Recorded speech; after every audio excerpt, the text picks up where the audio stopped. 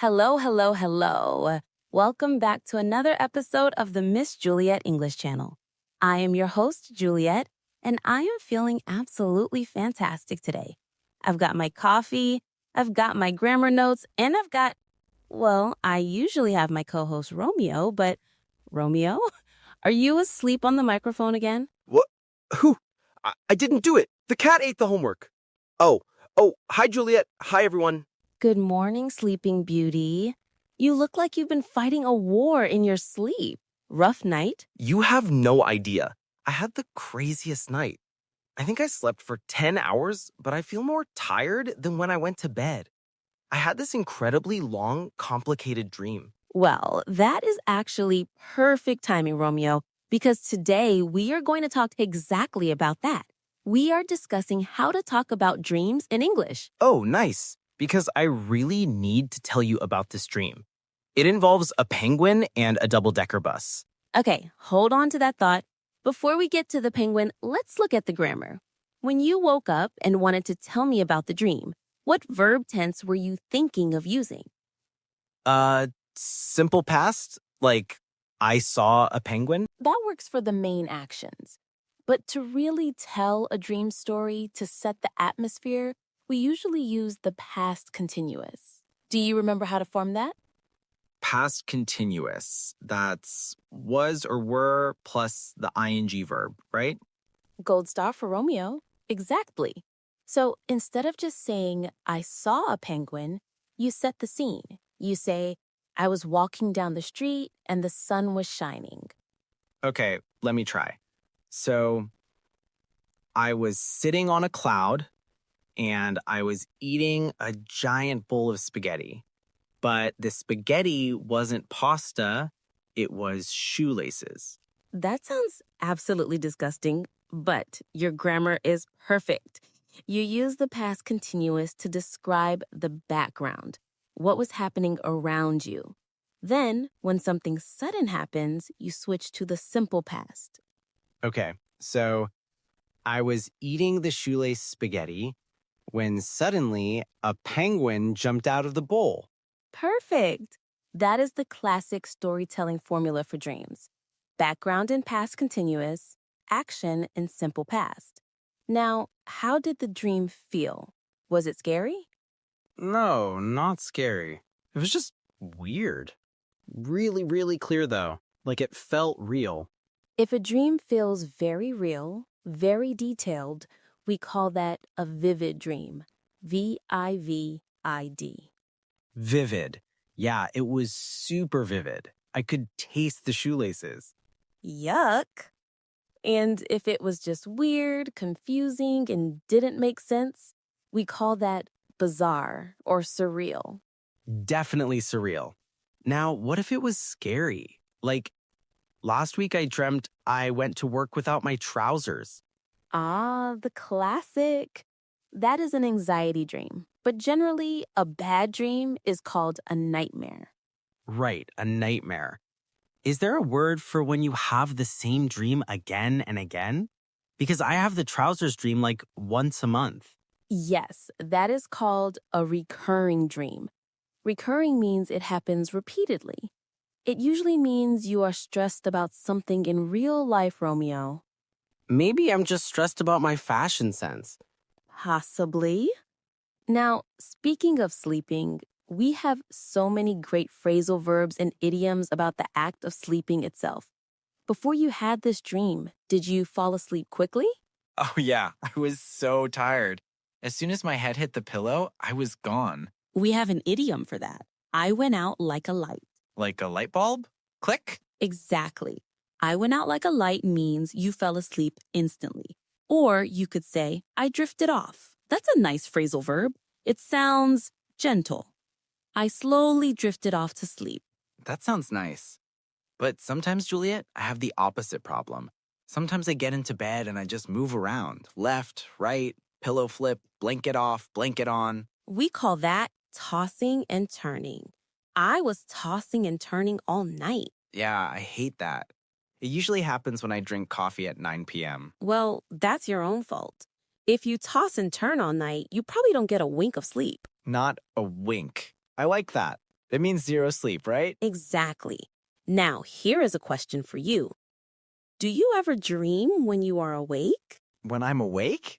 You mean like hallucinations? Juliet, what is in this coffee? No. I mean when you are sitting in class or at work and your mind wanders off. You start thinking about being on a beach in Hawaii. Oh, yes, I do that all the time, especially when you're explaining irregular verbs. I'll pretend I didn't hear that. That is called daydreaming. One word. You are a daydreamer. I am a professional daydreamer. Daydream is interesting because it bridges the gap to the other meaning of the word dream. We don't just use dream for sleeping. We use it for what? For the future, like goals, ambitions, things I want to be when I grow up. Exactly. Though you are already grown up, Romeo. I'm a child at heart, Juliet. Clearly. So let's talk about ambitions. If you want to talk about a big goal, you can use the phrase, my dream is to, plus a verb. Give me an example. Okay, my dream is to learn how to surf. Excellent. My dream is to learn. Or you can use the verb structure, I dream of, plus the ing form. This is a very common mistake students make. They say, I dream to go. No, it's I dream of going. Ooh, that's a tricky one. So I dream of living in a castle.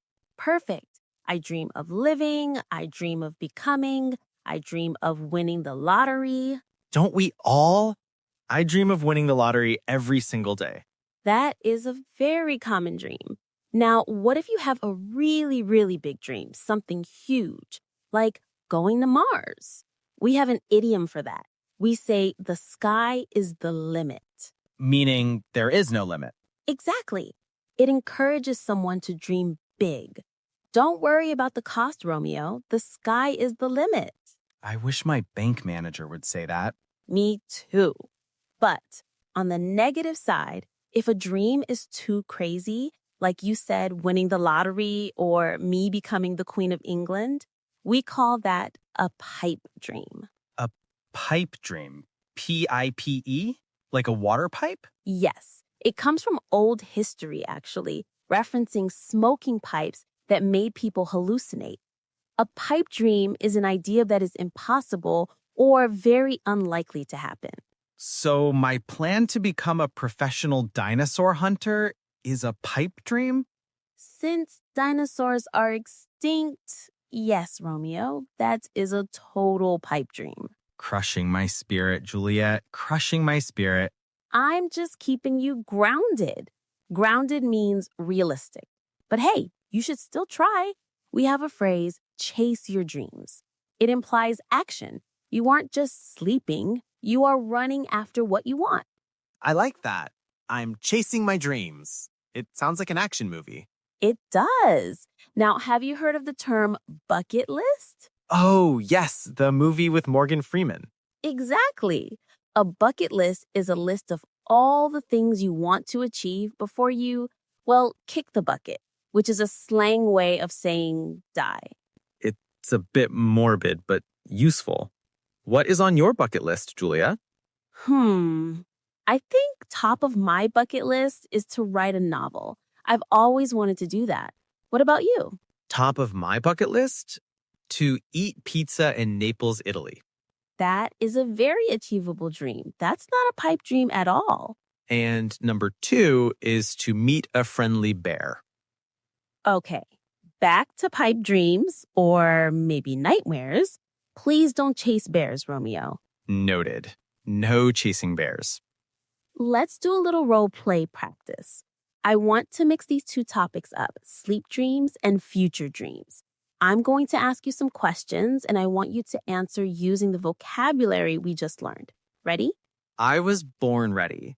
Or I dreamt I was ready. Let's go. Question 1. Romeo, do you sleep well usually?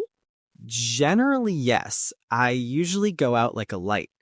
But if I have an exam the next day, I sometimes toss and turn. Fantastic use of vocabulary. Question 2. Tell me about a goal you have for your career. Well, I dream of starting my own podcast one day.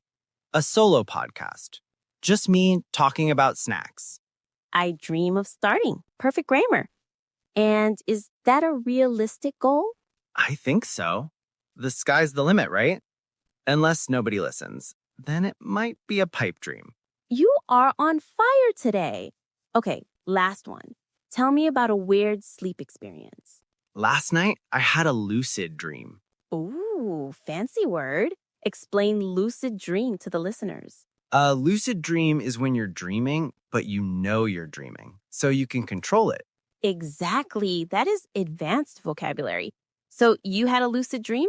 Yes, I realized I was dreaming, so I decided to fly. I was flying over the ocean, and everything was so vivid. I felt the wind on my face. It was amazing. And then what happened? Then my alarm went off and ruined everything. The tragedy of modern life. You know, there is another idiom related to sleep that is very useful for decision making. Imagine I ask you to buy a car today, right now, $20,000. What do you say? I say, no way. Okay, imagine you have the money, but you aren't sure. You don't want to decide instantly. You want to wait until tomorrow. You say, let me sleep on it. Let me sleep on it. So it means give me a night to think about it? Exactly. It implies that after a good night's sleep, your brain will be clearer. That is great advice. I should have slept on it before I bought those neon orange trousers last week. Yes, you definitely should have. Juliet, I have a question. Sometimes in English songs, I hear the phrase sweet dreams. When do we use that? Sweet dreams is a very standard, affectionate way to say goodnight. You say, good night, sweet dreams. It's like wishing someone pleasant sleep adventures. Can I say it to my boss? No, that would be weird. Keep it for family, friends, or partners. For your boss, just good night or see you tomorrow is fine. Got it. No sweet dreams for the boss. What about dream on? Ah, sarcasm alert. Dream on is used when someone says something impossible and you want to mock them a little bit. Example? If I said, Romeo, I think I'm going to win an Olympic gold medal in sprinting next year. I would say, dream on, Juliet. You hate running. Exactly. It's a way of saying, that'll never happen. Keep dreaming. English is so sassy sometimes. I love it. It certainly can be. Okay, we have covered a lot of ground. We went from penguins and shoelaces to life goals and sassy comebacks. Can we do a quick lightning round? You give me a definition, I give you the word. I love a challenge. Let's do it. Number 1, a dream that is scary. A nightmare. Correct. Number 2, moving around restlessly in bed. Tossing and turning. Correct. Number 3, a list of things to do before you die. A bucket list.